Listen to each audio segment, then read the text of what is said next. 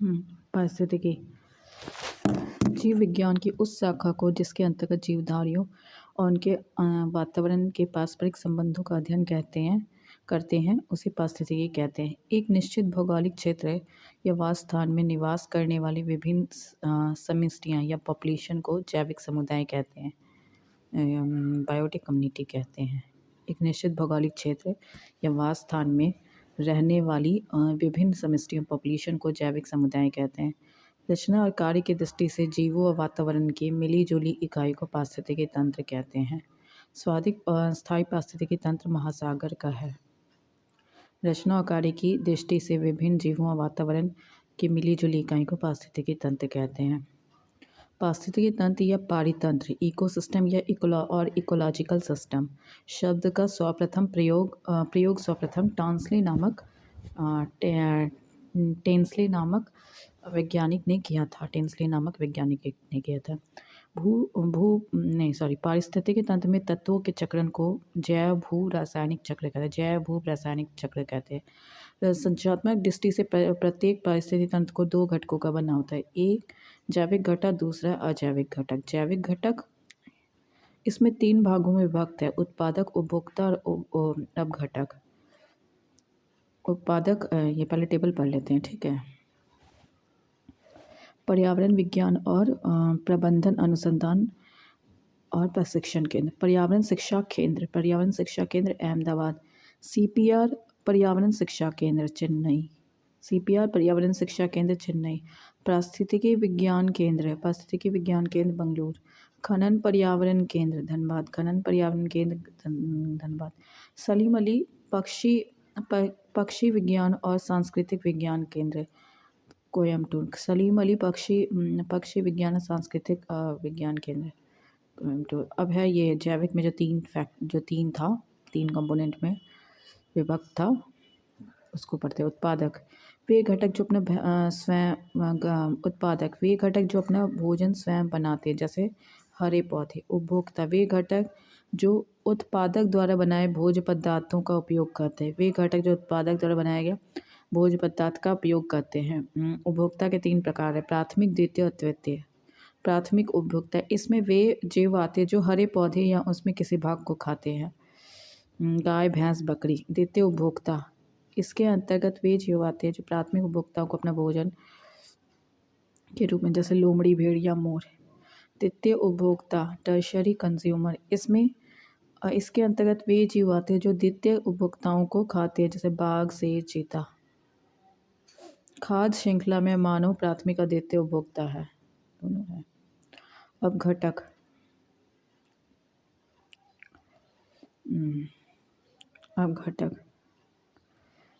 इस वर्ग में मुख्यतः कवक और जीवाणु आते हैं। इस वर्ग में मुख्यतः कवक और जीवाणु आते हैं। वे मृतक उत्पादक और उपभोक्ताओं का अपघटन कर उनके भौतिक तत्वों में परिवर्तित कर देते हैं। उन्हें भौतिक तत्वों में परिवर्तित कर देते हैं। अजैविक घटक कार्बनिक पदार्थ, अकार्बनिक पदार्थ। जलवायु कारक, जैसे जल, प्रकाश, ताप, वायु, आर्द्रता, मृदा, खनिज तत्व। एक मनुष्य के जीवन को पूर्ण रूप से धारण करने के लिए आवश्यक न्यूनतम भूमि को पारिस्थितिकीय पदचाप कहते हैं। स्वाभाविक जैव विविधता उष्णकटिबंधीय वर्षावन में पाई जाती है। पारिस्थितिकी विज्ञान केंद्र बंगलुरु में है। प्रदूषण, अब प्रदूषण टॉपिक आ गया। वायु, जल, भूमि के अतिरिक्त अर्थात पर्यावरण के अतिरिक्त रासायनिक या जैविक गुणों में होने वाले ऐसे अनचाहे परिवर्तन जो मनुष्यों में अन्य जीवधारियों, उनकी जीवन परिस्थितियों, औद्योगिक प्रक्रियाओं, सांस्कृतिक उपलब्धियों के लिए हानिकारक हो, प्रदूषक कहलाते हैं। प्रदूषण मुख्यतः निम्नलिखित प्रकार के होते हैं: वायु प्रदूषण, जल प्रदूषण, ध्वनि प्रदूषण, मृदा प्रदूषण, नाभिकीय प्रदूषण। वायु प्रदूषण, जब प्रदूषण वायुमंडल में उपस्थित होता है और वायुमंडल के अवयवों के अनुकूलतम मात्रा में परिवर्तन आ जाती है, तब इसे वायु प्रदूषण कहते हैं। वायु प्रदूषण के संदर्भ में PM का तात्पर्य कणीय पदार्थ और SPM का तात्पर्य निलंबित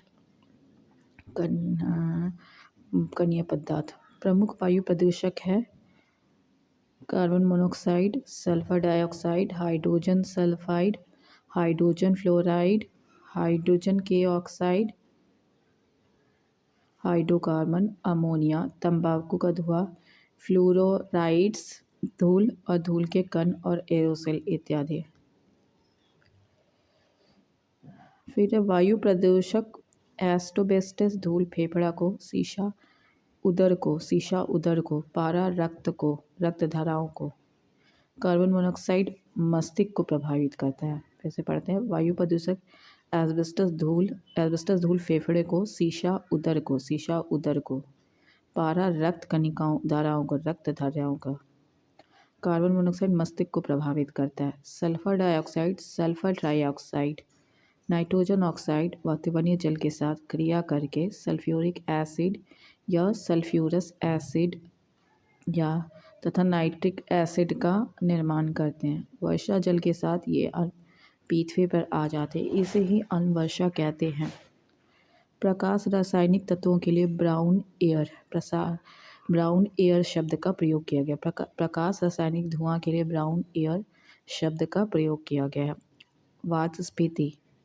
वातस्फीति वायु प्रदूषण में होने वाले एक खतरनाक रोग, वायु प्रदूषण से होने वाले खतरनाक रोग जो फेफड़ों को प्रभावित करते हैं। क्या है? पर्यावरण संस्थान, केंद्रीय प्रदूषण नियंत्रण बोर्ड नई दिल्ली, केंद्रीय चिड़ियाघर प्राधिकरण नई दिल्ली, जीवी पंथ हिमालय पर्यावरण और विकास संस्थान अल्मोड़ा, भारतीय वन अनुसंधान शिक्षण परिषद देहरादून, भारतीय वन अनुसंधान शिक्षण परिषद, भारतीय वन प्रबंधन संस्थान भोपाल, भारतीय वन प्रबंधन संस्थान भोपाल और शिक्षण परिषद है देहरादून में। वन वानिकी और वृक्ष प्रजनन संस्थान कोयम्बटूर, वन वानिकी और वृक्ष प्रजनन संस्थान कोयम्बटूर, वन उत्पादकता केंद्र रांची, राष्ट्रीय विज्ञान औद्योगिक संस्थान फरीदाबाद, राष्ट्रीय विज्ञान औद्योगिक संस्थान फरीदाबाद, भारतीय वनस्पतिक सर्वेक्षण कोलकाता, भारतीय वनस्पतिक सर्वेक्षण कोलकाता, भारतीय प्राणी विज्ञान सर्वेक्षण कोलकाता, भारतीय प्राणी विज्ञान सर्वेक्षण कोलकाता।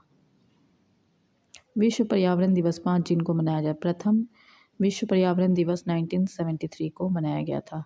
विश्व पर्यावरण दिवस 5 जून को मनाया जाता है। प्रथम विश्व पर्यावरण दिवस 1973 में मनाया गया था। पैरोक्सिल नाइट्रेट पान का एक गौण प्रदूषक है। पैरोक्सिएसिटिल नाइट्रेट एक गौण प्रदूषक है। पैरोक्सिएसिटिल नाइट्रेट। फिर 3 दिसंबर 1984 को भोपाल की यूनियन कार्बाइड फैक्ट्री जो उर्वरक बनाती थी मिथाइल आइसोसाइनाइड MIC के कारण दुर्घटना हुई। जल प्रदूषण जल से अवांछनीय कारकों या पदार्थों के जुड़ जाने को जल प्रदूषण कहते हैं। पृथ्वी पर उपलब्ध जल की मात्रा का केवल 2.5 से 3% ही स्वच्छ है। जल प्रदूषण से स्रोत जल प्रदूषण मुख्यतः carbonate, chloride, sodium bicarbonate, magnesium, potassium के sulphate, ammonia, carbon monoxide, carbon dioxide तथा औद्योगिक अपशिष्टों के जल में घुल जाने से होता है। समुद्रीय जल प्रदूषण सल्फर युक्त भारी धातुओं, हाइड्रोकार्बन, पेट्रोलियम पदार्थ के जल में घुल जाने से होता है।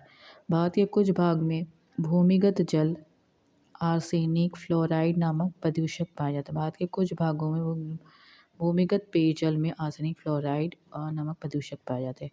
भूमिगत जल प्रवाह के साथ नीचे की ओर बहने वाले प्रदूषकों को निक्षालक हिंग कहते हैं। भूमिगत जल प्रवाह के साथ नीचे की ओर बहने वाले प्रदूषकों को निक्षालक कहते हैं।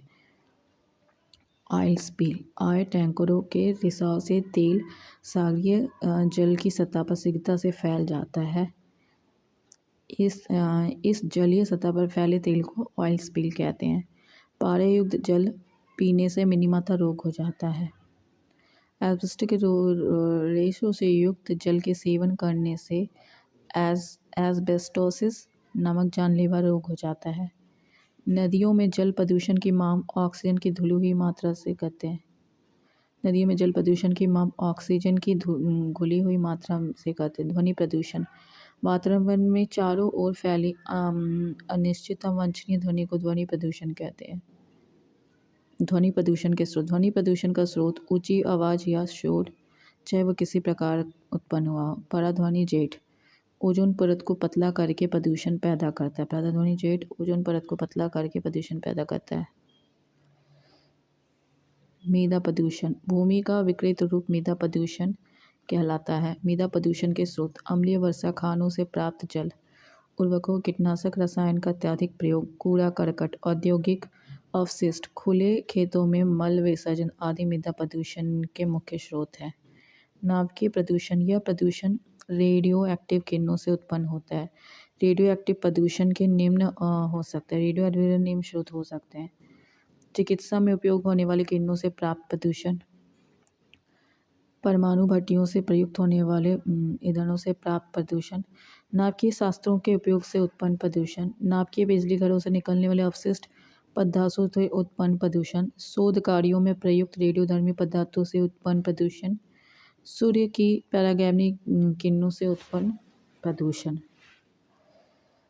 सूर्य के पराबैंगनी किरणों से उत्पन्न प्रदूषण भी इसमें नाभिकीय वाले में होगा। फिर अमेरिका में 28 मार्च 1979 को 3 माइल आइलैंड रिएक्टर में भीषण दुर्घटना हुई।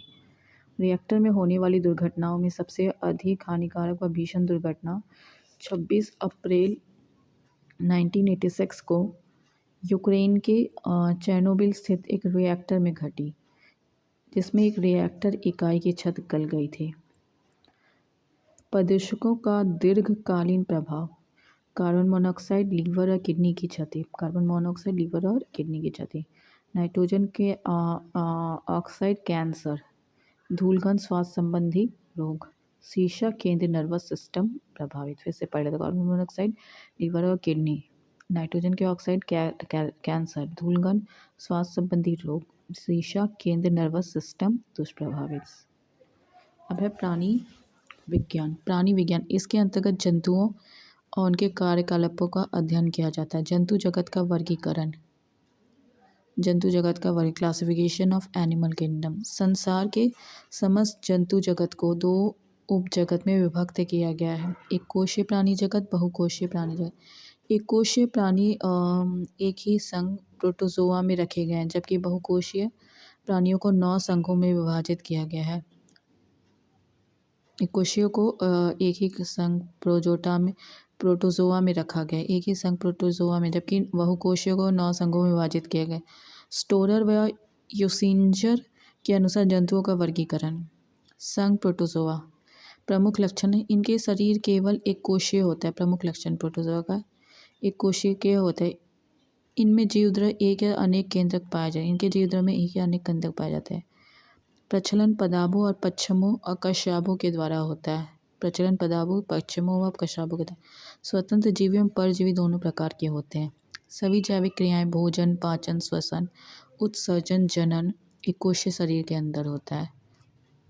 श्वसन और उत्सर्जन कोशिकाओं की सतह से विषण के द्वारा होते हैं। प्रोटोजोआ एंड अमीबा हिस्टोलिका का संक्रमण मनुष्य में 30 से 40 वर्षों के लिए बना रहता है। प्रोटोजोआ एंड अमीबा हिस्टोलिका का संक्रमण मनुष्य में 30 से 40 वर्षों के लिए बना रहता है। फिर संघ पोरिफोरा है। इस संघ के सभी जंतु खारे जल में रहते हैं। प्रमुख लक्षण, ये बहुकोशीय जंतु होते हैं, परंतु कोशिकाएं नियमित ऊतकों के निर्माण नहीं करती हैं। शरीर पर असंख्य छिद्र पाए जाते हैं। शरीर में गुहा पाए, जिसमें स्पंज गुहा कहते हैं। उदाहरण साइकन, मायोनिया स्पंज पोरिफेरा में आते हैं। संघ सिलेंट्रेटा, प्रमुख लक्षण, प्राणी जलीय द्विस्तरीय होते हैं। मुख के चारों ओर कुछ भागों की तरह की संरचनाएं पाई जाती हैं, जो भोजन आदि पकड़ने में मदद करती है। प्राणी जलीय द्विस्तरीय होती है। संघ सिलेंट्रेटा, प्राणी जलीय द्विस्तरीय होते हैं। मुख के चारों ओर कुछ धागे की तरह संरचनाएं पाई जाती हैं, जो भोजन आदि पकड़ने में मदद करती हैं। उदाहरण है हाइड्रा जेलीफिश, सी एनिमिन मूंगा। सन प्लैटीहेल्मिथेमस, 3 स्तरीय शरीर परंतु देहगुहा नहीं होती है। पृष्ठ आधार तल से चपटा होता है। पाचन तंत्र विकसित नहीं। उत्सर्जन फ्लेम कोशिकाओं द्वारा होता है। कंकाल, श्वसन अंग, परिवहन अंग आदि नहीं होते हैं। उभयलिंगी जंतु है। उदाहरण प्लेनेरिया, लीवर फ्लोलिक फीता कृमि।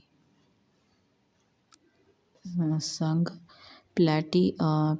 प्लैटीहेल्मिथेमस। संघ एक्लेंथिमस। प्रमुख लक्षण है लंबे बेलनाकार अखंडित कृमि। शरीर द्विपक्षीय सममित त्रिस्तरीय। आहार नाल स्पष्ट होती है जिसमें मुख, गुहा और गुदा दोनों ही होते हैं। परिवहन अंग, श्वसन अंग नहीं होते परंतु तंत्रिका तंत्र विकसित होती है। उत्सर्जन प्रोटीन फ्रीडिया द्वारा होता है। एकलिंगी होते हैं। उदाहरण गोल कृमि जैसे एस्कैरिस, थ्रेडवॉर्म, वुचरेरिया इसके द्वारा फलेरिया होता है। वुचरेरिया के द्वारा फलेरिया होता है। एंटेरोबियस, पिनवर्म या थ्रेडवर्म मुख्यतः छोटे बच्चों के गुदा में पाए जाते हैं। एंटरोबियस मुख्यतः छोटे बच्चों के गुदा में पाए जाते हैं। इससे बच्चों को काफ़ी चुनचुनाहट होती है, भूख कम लगती है, उल्टियाँ भी होती हैं। कुछ बच्चे रात में बिस्तर पर पेशाब कर देते हैं। संघ एनालिडा, प्रमुख लक्षण है शरीर लंबा पतला द्विपार्श्व समित खंडों में बटा हुआ होता है। प्रचलन मुख्यतः काइटिन के बने सीटी द्वारा होता है।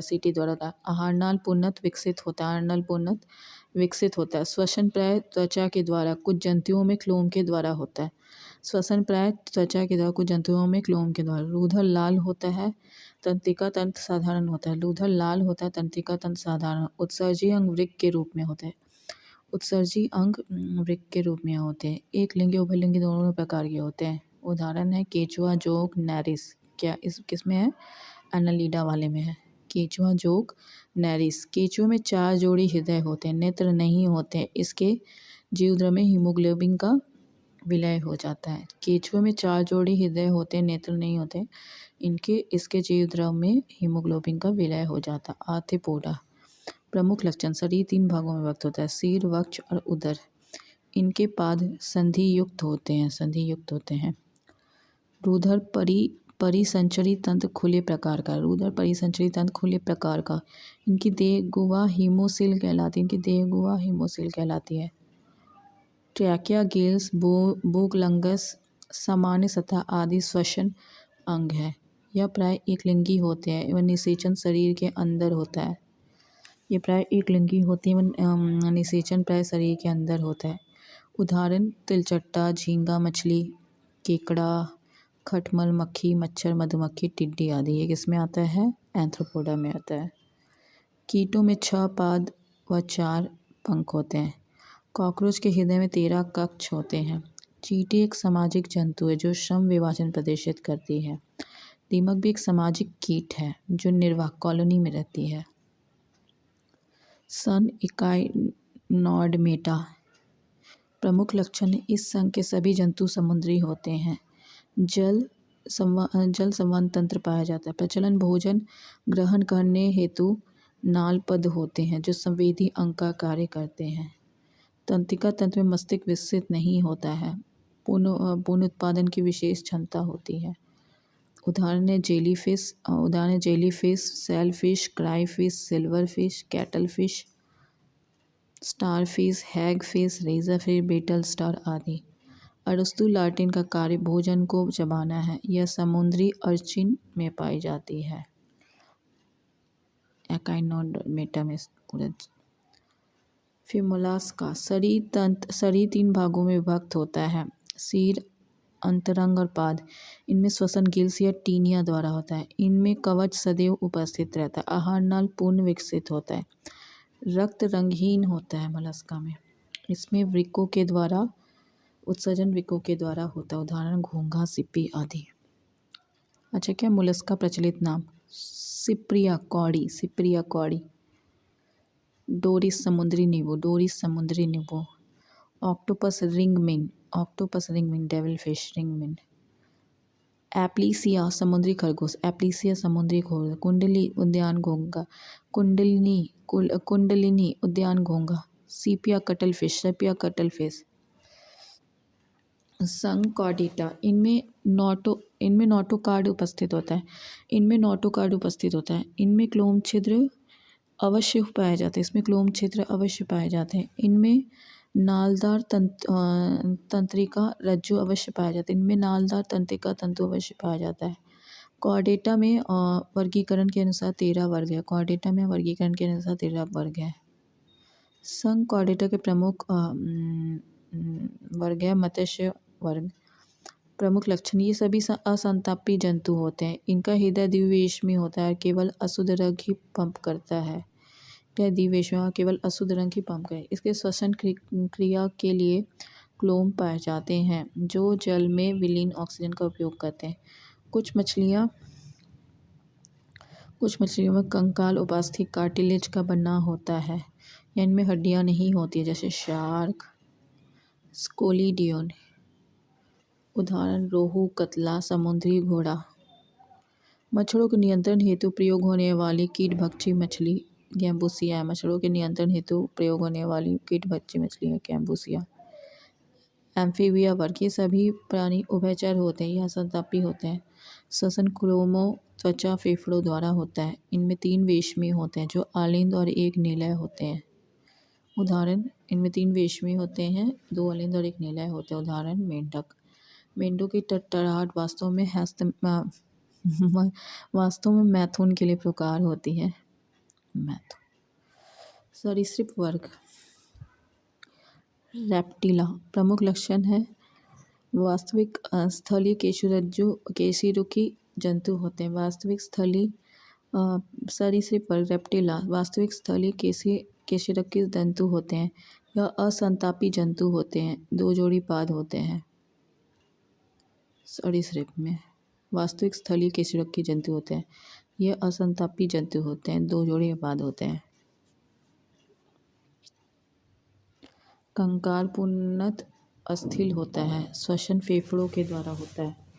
इनके अंडे कैल्शियम कार्बोनेट की बनी कवच से ढके रहते हैं। हृदय सामान्यतः त्रिकक्षीय होता है, लेकिन मगरमच्छ का हृदय 4 कक्षीय होता है। उदाहरण छिपकली, सांप, घड़ियाल, कछुआ आदि। मीसोजोइक युग को रेप्टाइल का युग कहते हैं। डायनासोर्स इसी युग में थे। घोंसले बनाने वाले एकमात्र सर्प नागराज किंग कोबरा है, जिसका भोजन मुख्य रूप से अन्य सर्प है। हीलोडर्मा, विश्व के एकमात्र जहरीली छिपकली हीलोडर्मा। समुद्री सांप, जिसे हाइड्रोफिश कहते हैं, संसार का सबसे जहरीला सांप है। समुद्र जिसे हाइड्रोफिश कहते हैं, सबसे जहरीला सांप है। मेबुया बिल बनाने वाली छिपकली होती है। इसका प्रचलित नाम स्किंक है। सांपों की विष ग्रंथियां स्तनधारियों के वसा या तेल ग्रंथियों के सदृश होती हैं। पक्षी, प्रमुख लक्षण, इसका अगला पाद उड़ने के लिए पंखों में रूपांतरित हो जाते हैं। इसका हृदय 4 वेशमी होता है, 2 अलिंद 2 निलय। ये संतापी होते हैं तथा इनका श्वसन अंग फेफड़ा है। मूत्राशय अनुपस्थित रहता है। शब्दिनी पक्षियों में वाक यंत्र है। उदाहरण कौवा, मोर, चिड़िया, तोता। तीव्रतम पक्षी अबाबील होता है। उड़ ना सकने वाला पक्षी कीवी और एमू है। सबसे बड़ा जीवित पक्षी शुतुरमुर्ग है। सबसे छोटा पक्षी है हमिंग बर्ड है। आर्क्योप्टेरिस जुरासिक युग का सर्वपुरातन पक्षी है, जो सरीसृप तथा पक्षियों के बीच का योजक कड़ी है। पेंगुइन चिड़िया अंटार्कटिका में पाई जाती है। भारत का सबसे बड़ा चिड़ियाघर अलीपुर है, कोलकाता। है। विश्व का सबसे बड़ा चिड़ियाघर क्रूज़र नेशनल पार्क दक्षिण अफ्रीका। मैमेलिया स्तनी वर्ग। प्रमुख लक्षण, त्वचा पर श्वेत ग्रंथियाँ और तेल ग्रंथियाँ पाई जाती हैं। ये सभी जंतु उच्च तापी और नियत तापी होते हैं। इनका हृदय 4 विष में होता है। इनके दांत जीवन में 2 बार निकलते, इसलिए इन्हें द्विवारदंती कहते हैं। इनके लाल रुधिराणु में केंद्रक नहीं होता है, केवल ऊँट को छोड़कर, केवल ऊँट को केंद्रक नहीं होता है। ग्राहक कर्ण उपस्थित होता है। वर्ग स्तनी 3 भागों में बटा गया। प्रोटोथीरिया अंडे देते हैं, उदाहरण एक्निडा प्लेटिपस। मेटाथीरिया अपरिपक्व बच्चे को जन्म देते हैं, जो मार्सुपल नामक थैली में विकसित होने तक रहता है, उदाहरण कंगारू। यूथीरिया पूर्ण विकसित शिशु को जन्म देते हैं, जैसे मनुष्य। तो ये पूर्ण विकसित शिशुओं को जन्म देते हैं, जैसे मनुष्य। स्तनधारी वर्ग में रक्त का सबसे अधिक तापमान बकरी का होता है, औसत तापमान 39 degree Celsius. Dark billed platypus एकमात्र विषैली स्तनी है। डार्क बिल्ड प्लेटिपस अति विषैली स्तनी है। समुद्री व्हेल में लिम्ब फ्लिपर्स में परिष्कृत होते हैं। लिम्ब फ्लिपर्स में परिष्कृत होते हैं। जंतु जगत एनिमल टिश्यू। जंतुओं के शरीर में पाए जाने वाले ऊतकों को निम्न श्रेणियों में बांट सकते हैं। उपकला ऊतक, संयोजी ऊतक, पेशी ऊतक, तंत्रिका ऊतक। तो क्या 4 में हो सकते हैं। उपकला ऊतक में ये ऊतक जंतु की बाहरी भीतरी नहीं। Thanks for watching.